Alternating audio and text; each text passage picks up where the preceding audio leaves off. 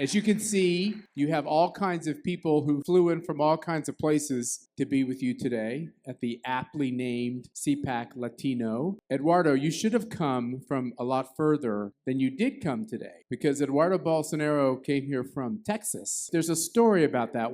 You are obviously a Brazilian congressman, your father, the former president of Brazil, Jair Bolsonaro. Why are you in Texas? Yes, let's hear it for President Bolsonaro. There is a curiosity because it has a relation with CPAC. After the last CPAC that we had in Washington, D.C., after President Trump called me in the middle of audience, I was there right behind of you. After that, the left in Brazil realized that we have good connections here in U.S., and they got afraid that you are changing the policy that Biden administration did in Brazil. So the congressman, far left congressman, leader of the Labour Party, he asked the Attorney General to seize my passport. But when he asked that, I was flying to the United States. And the case goes through the hands of Alexandre de Moraes, a justice from the Supreme Court, the same justice from our Supreme Court that banned the X from Brazil, that put Elon Musk in an investigation in Brazil. So he asked also the Attorney General to seize my passport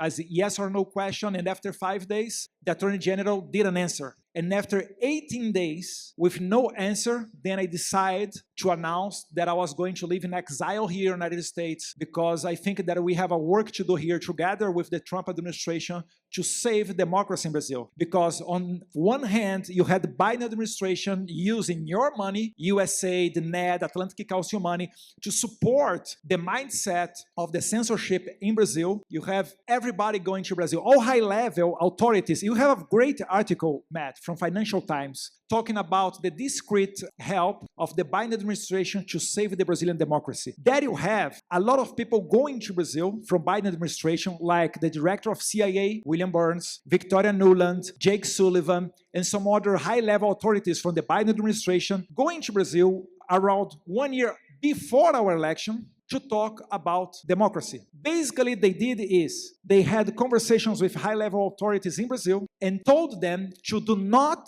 challenge the results of the election. And then looks like they knew the result of the election, right? And then after all of that, I was here in the United States and I decided to stay here. 2 hours after I announced in my social media that I was going to stay here in the United States, the Attorney General said, well, we are not going to seize your passport.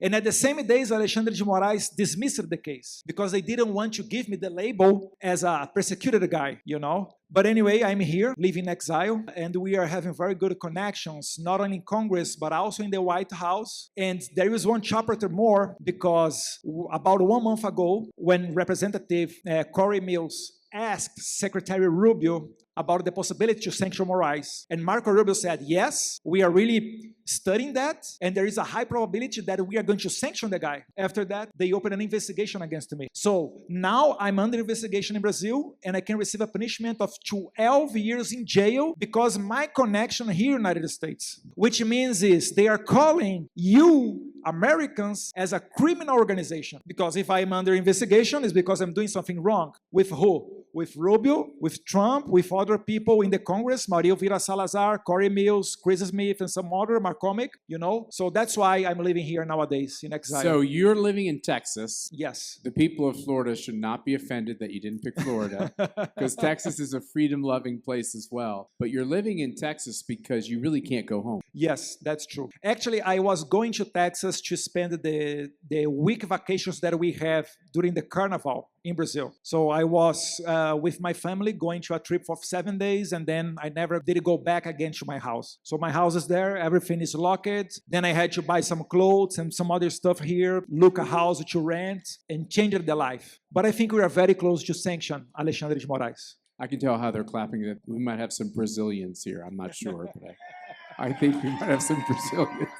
Actually, you have a lot of congressmen from Brazil here, a lot of people that is always supporting us. And it's a great honor, but it's also, on the other hand, it's sad. Terrible. Yes, because they are going to be the same problem that I'm having now. There are 25 people in the Congress that are under investigation in the Supreme Court because of speaking. These 25 congressmen are likely senators on the next year election, except if Alexandre de Moraes turned them non-eligible. So, you know, the establishment, they always try to overturn the will of the people. and they learned a lot with US. They are clearly saying that they are not going to allow happen in Brazil what happened in the United States, which it is let the leader of the polls run in a presidential election. Because nowadays, my father, Jair Bolsonaro, he's leading all the polls by far. That's why the only way that you have to keep the left in charge in Brazil is taking him out through the lawfare that you know very well here with Trump, you saw. So that's why they are doing all of that. There's no other reason, because we are not corrupt, we are not involved in bribery, any other kind of crime. We are regular persons, only fighting to have, the opportunity to represent the people in a high level in the Congress and in the